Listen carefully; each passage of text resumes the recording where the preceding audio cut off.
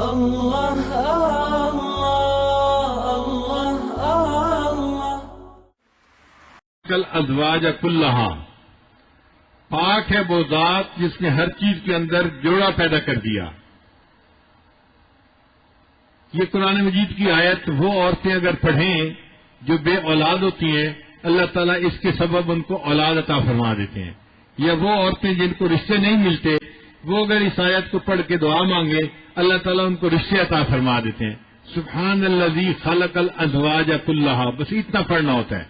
ہر نماز کے بعد 11 دفعہ 21 دفعہ پڑھیں اور اللہ سے دعا مانگیں، اللہ تعالیٰ ان کو ان کے زندگی کا ساتھی عطا فرما دیتے ہیں۔ سبحان الذی خلق الازواج کلہا۔